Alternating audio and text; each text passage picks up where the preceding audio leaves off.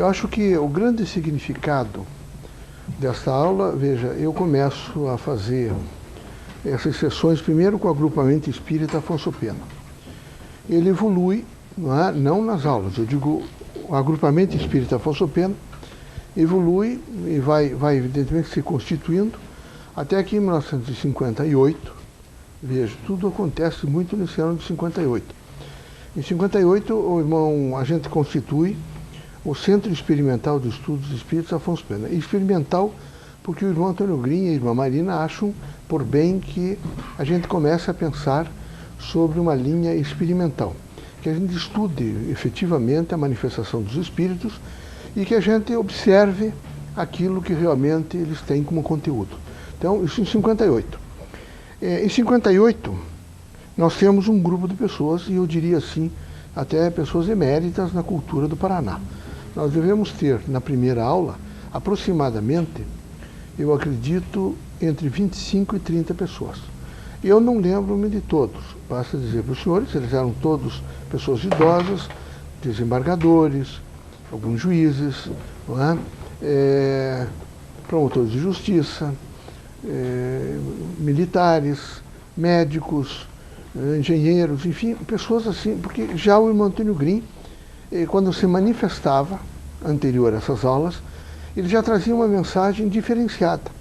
Então as pessoas todas entenderam que para fazermos uma reunião aonde ele pudesse se manifestar e fazer em forma de aula, teria que ter prontidão, as pessoas teriam que ter prontidão.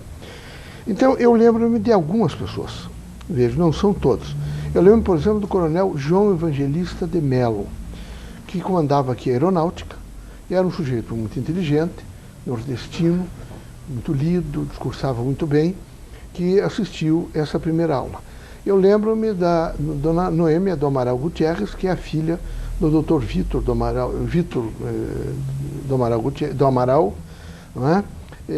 Fundador da universidade. Eu lembro-me da Iva dos Guimarães Meder, da Hebe dos Guimarães Ribas. Lembro-me da dona Carmen Tonso.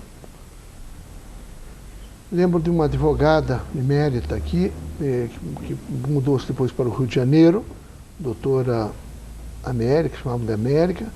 Lembro-me da professora Irene Eleutério da Luz, suas duas filhas, a doutora Alice e uma outra, a doutora Lili. E logo em seguida, essa doutora Lili, o doutor Lili já tinha desencarnado, eu não lembro, mas lembro-me deles. Meu tio, que nos ajudou a organizar o núcleo, que era General Clóvis Chagas da Zambuja, tinha ido comandar alguma coisa em Porto Alegre, não sei o que era. Minha tia não estava nesse dia, uma parte da minha família, que se dizia espírita, não estava, mas estava a dona Ana Sebastiana Patitucci, nós chamávamos de Nhanha, que é uma pessoa culta, que nos criou, a mim e os meus primos. Lembro-me eram estes. Bom, é muita gente, mas todos desencarnados. Nenhum deles, eu lembro-me que tem, porque todos eles eram pessoas que tinham mais de 45 anos, 50 anos. Então hoje eles estariam com muita idade, não é?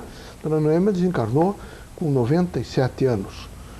Depois começaram a acrescentar outras pessoas, mas essa primeira aula foi feita exatamente no dia 31, de outubro de 1958. Há uma presença ativa de espíritos. Eu lembro que a casa ainda existe.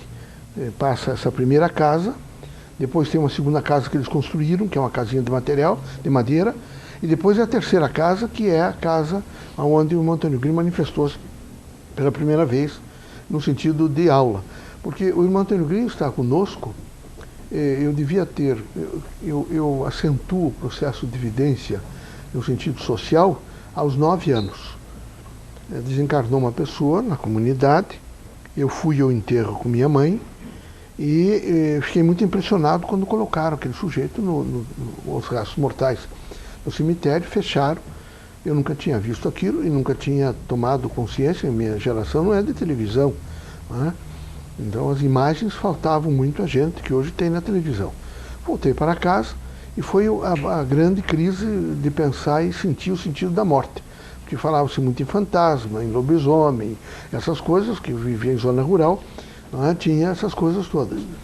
E esse irmão desencarnou e ele gostava muito de mim. Passado um ano, exatamente quando eu tinha 8 anos, quando eu fiz 9 anos, eu fui tomar uma água numa saibreira que tinha num poço. E quando eu estou tomando água, eu gostava de percorrer, eu enchia uma garrafinha de água e caminhava assim nesse saibo sozinho. Aí eu vi que alguém me chamou, ele me chamava de Mauro, ele não dizia Mauri. Esses poloneses daqui de modo geral me chamam de Mauro. E eu ouvi ele dizendo, Mauro. Quando eu olhei, eu vi que era ele, que era aquele senhor que tinha desencarnado. Não teve dúvida. Eu subi um morro, sabe? Tinha um buraco assim, essa saibreira, e tinha umas bracatingas caídas.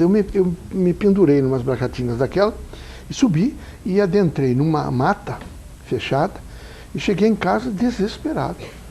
Minha mãe vem de cultura protestante, então, no Rio Grande do Sul, ela me fez sentar, tinha muita fé em Cristo. Não é nada, fique, me dá as mãos, vamos conversar, vamos conversar. Mas eu fiquei desesperado, porque ali eu vi que eu tinha visto o sujeito que tinha morrido. E morrido nada. Para mim, a partir do momento que eu o vi enterrar-se, era uma coisa muito dramática. Isso eu tinha 9 anos, 9 anos. A partir dali, quando eu voltei para casa, eu, não sei se cansado, alguma coisa, eu tive um impacto, me fizeram dormi um pouco. Quando acordei, eu senti que a cama tinha baixado, assim, que alguém tinha sentado na cama. Pensei que era minha mãe. Quando eu abri os olhos, eu vi minha avó, a mãe de meu pai, que era desencarnada. Não teve, eu comecei a gritar desesperadamente. Correram me atender e falaram comigo, me disseram que não era assim, que eu tivesse paciência. Eu fiquei quieto e sempre desesperado, porque aquilo era uma coisa horrível. Vejo, eu nem faço a ideia do que podia significar isso para mim quando eu tinha 9 anos. Nesse interim, eles me deu um sono e eu dormi. Eles puxaram uma estante que tinha para deixar a porta aberta. E quando eu acordei com o Dr. Leocádio, que eu estava acostumado com ele. Porque quando eu tinha 5 anos, 6 anos, diziam a sessão espírita. Eu ia, e quem recebia-me, evidentemente, no centro era ele. E ele não tinha medo. Né? Aí ele disse para mim, você não pode fazer assim, você não deve fazer assim. Você olhe para mim, você tem que realmente, isso não vai passar. Você vai começar a ver espíritos. E eles são criaturas boas. E agora eu vou trazer sua avó e você vai falar com sua avó. E trouxe minha avó. E foi uma coisa, num primeiro momento, um impacto que eu não sei descrever. Tamanho foi o impacto. Não é? Aí ela conversou bastante comigo. E eu conversei um pouco com ela. Veja, uma criança de 9 anos, para a minha geração, não sei que conversa a gente pode ter tido. E aí veio, eu acordei, assim como se eu tivesse tido um sonho de falar com ela, eu acordei e vi a irmã Marina, esse irmão, Antônio Green, que eu já conhecia, um irmão que nós chamamos de Paulo, que me acompanha há muitos anos, e outros espíritos que compõem, evidentemente, o Antônio da Rocha Marmo, o Dr. Bezerra de Menezes, e outros que eu não sei explicar, não é? E o Carlos Eduardo Green. Aí começaram comigo, falaram muito, e eu perdi o medo. Naquela tarde eu já não tinha mais medo. Uma coisa estranha, sabe? Desapareceu completamente.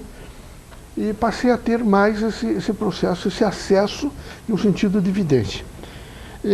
Esse foi acontecendo, e eu fui vendo os espíritos, e fui convivendo com eles, e convivendo, o irmão Antônio Green sempre muito solícito comigo, vindo pouco, o irmão Leocádio vindo todos os dias, a irmã Marina vindo assim, esporadicamente, mas pelo menos 5, 6 vezes a semana, mais rápido. Esse Carlos Eduardo mais tempo, ficava junto comigo, esse irmão Paulo muito próximo, até que eu fui ficando, aos 13 anos fui ser professor primário, recebi evidentemente uma orientação deles, era muito forte para mim, era uma sala como um pouco maior que essa, onde tinham 5 turmas, cada conjunto de carteiras, que eram 2, tinham alunos, evidentemente, do 1º, do 2º, do 3º, do 4º e do 5º ano, onde a gente tinha que, evidentemente, fazer aula. Então a irmã Marina teve que me ajudar, porque era muito difícil, né? E aos 17 anos, já tinha se resolvido, as coisas tinham ficado mais nos seus lugares. Uma tia minha, que o marido era autoridade no Rio de Janeiro, voltaram para o Paraná, e eu então passei, evidentemente, a conviver muito com eles. E aí Dona Irene Eleutério da Luz, em 58, mudou-se para o Rio de Janeiro. Eu já conhecia o Rio, tinha ido com o tio Moisés, tinha ido para o Rio de Janeiro.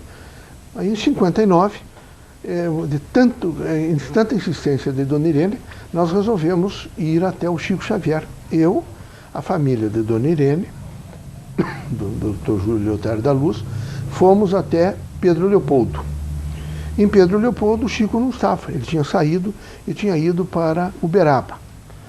Aí em Uberaba, fomos a Uberaba, Dona Irene estava determinada que eu visse o Chico. Chegamos em Uberaba, o Chico não estava, tinha voltado para Pedro Leopoldo. Não, nós vamos lá. Tinha um chofer e voltamos. Quando chegamos em Pedro Leopoldo, uma casa pequena, muita gente, mas assim, pessoas efetivamente, não sei como é que a gente entrou naquela sala. Entrei, junto com ele, já por último, lutaram, fecharam a porta e ficamos ali.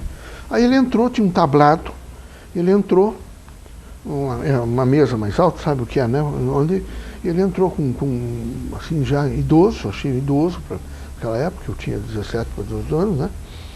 E ele parou, o povo todo ficou quieto, fez uma prece e disse: o médium do Pará. Eu não entendi Pará, nem mesmo que dissesse Paraná, eu não.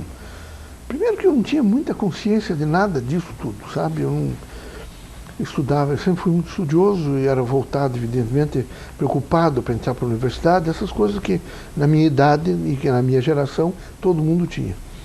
Aí parei um pouco, ele disse do Paraná. Quando ele disse do Paraná, a primeira eu entendi do Pará. Dona Irene disse: não, é do Paraná que ele falou. É você, mano. Eu disse: sou eu, nada, não sou eu. Aí ele ficou um pouco, de Curitiba. Aí eu disse: é seu Abíbio, alguém que está aqui em Curitiba, aqui ficamos quietos, não fale, Dona Irene. Ficamos quietos, muita gente. Aí ele parou um pouco.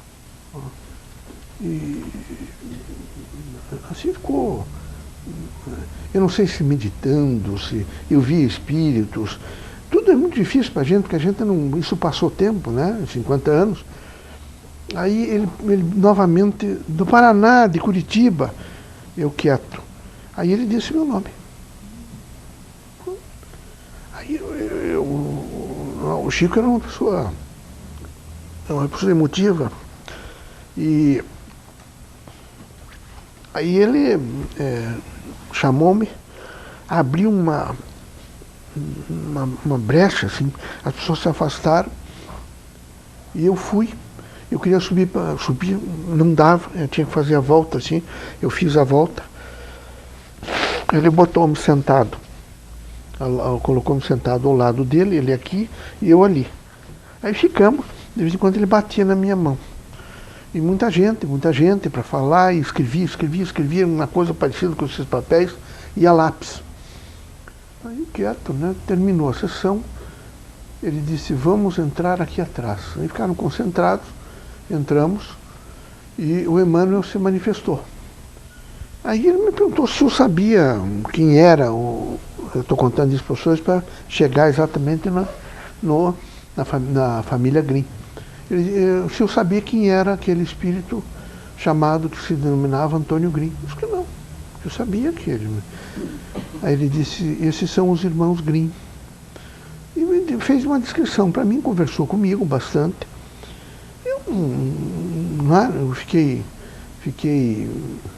entendi mais ou menos, mas como ele me fez uma revelação, no sentido desse processo missionário e também no processo reencarnatório, a coisa foi tão chocante para mim, foi tão dura no primeiro momento, que eu deixei aquela explicação do irmão Antônio Grimm num sentido.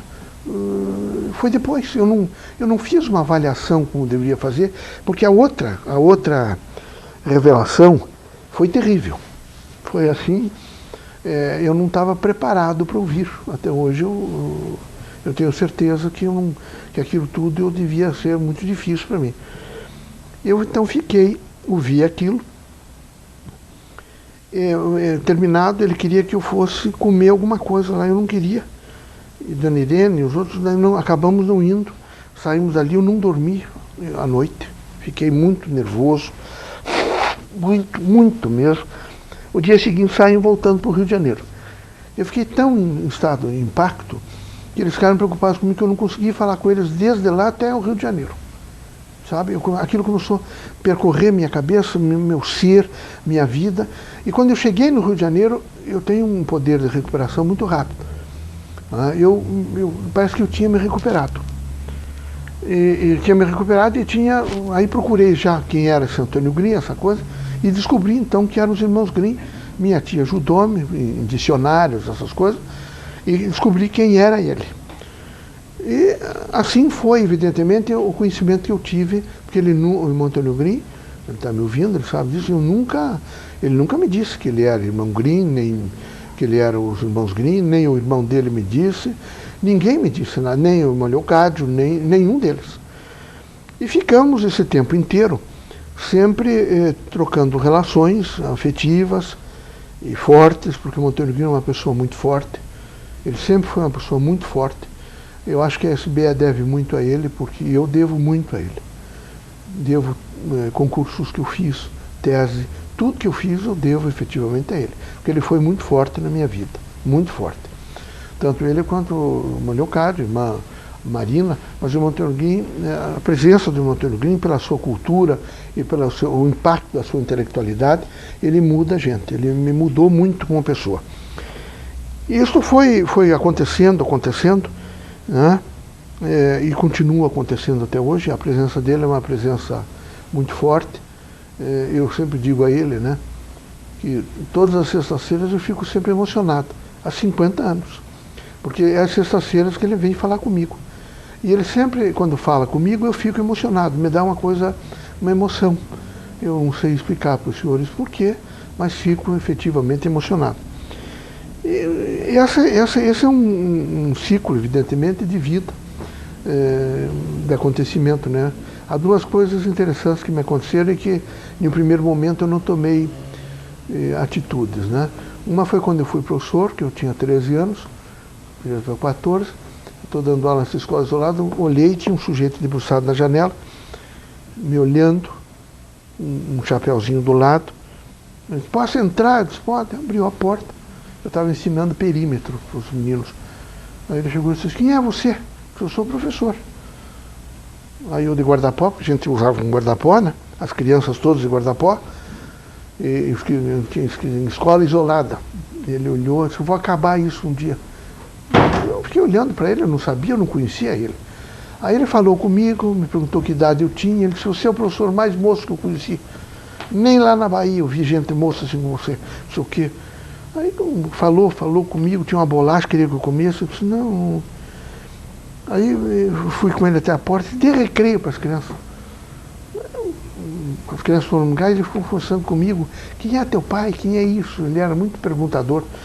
Aí quando ele saiu, ele disse para mim, eu vou mandar alguém aqui falar com você.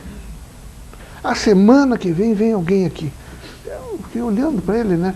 Tinha a professora Angélica Colli, que gostava muito de mim, que fazia aula de manhã.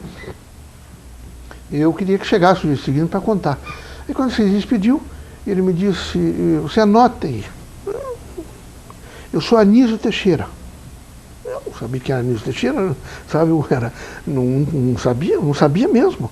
Aí foi, o dia, passado uns 3 dias, numa tarde, a professora Eni Caldeira foi me procurar.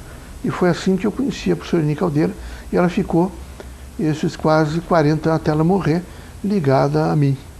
E também ligada ao espiritismo, porque ela não era espírita, mas ela passou a aceitar um pouco, particularmente a presença do Dr. Leocádio. Quando sentia alguma coisa, me procurava, falava. Nunca mais ficamos distantes. Bem como a professora Glair da Almeida Onos, a sua família, e fomos assim nos envolvendo, não é? Nesse sentido do espiritismo. Mas são 2 momentos interessantes, que é o momento do professor Anísio e o momento do irmão Antônio Green, que em Minas Gerais eu confesso para os senhores que eu não liguei os fatos. Eu só liguei no Rio de Janeiro, depois de que eu consegui fazer efetivamente a ligação. E estamos aqui, eu acho que é um momento significativo, particularmente pela gratidão que eu, em particular, tenho pelo irmão Antônio Green. E eu sei que alguns dos senhores, e a grande maioria que estão aqui, que são gratos à presença dele. Ele é o grande incentivador de toda essa casa, de todos os trabalhos, é crítico, tem uma visão extraordinária do mundo. Eu acho que o que eu teria que dizer era isso e pedir desculpa, que eu fiquei emocionado, não é? Sempre que eu me lembro do Chico, não é? Nessas circunstâncias eu sempre fico emocionado. O Chico foi, eu acho que na minha vida, assim, veja, a gente não estava perto, mas a gente teve, eu acho que bem mais perto, depois que ele desencarnou, que eu vi, que a gente imaginava, porque ele sempre foi muito ligado a mim. Quando eu chegava lá, ele tinha assim, um estado de alegria, e eu também tinha, e a gente conversava muito sobre vários assuntos, e ele conversava muito sobre o Santo Antônio Green. E dizia para mim: tenha paciência, você vai ter que fazer algumas coisas importantes, tenha paciência, tenha paciência. Como ele tinha me dito uma série de coisas que eu não gostei, não é? Eu até hoje continuo ainda somando isso tudo, e estou aqui, na encruzilhada do destino, né? Com eles e com outros espíritos, tentando fazer alguma coisa que seja construtivo para a humanidade. Eu acho que o que eu tinha que dizer era isso. Já desde já agradecer a presença dos senhores. Anos. Eu estava nascendo, sabe? Nós aqui é pequeno. Vamos tirar então.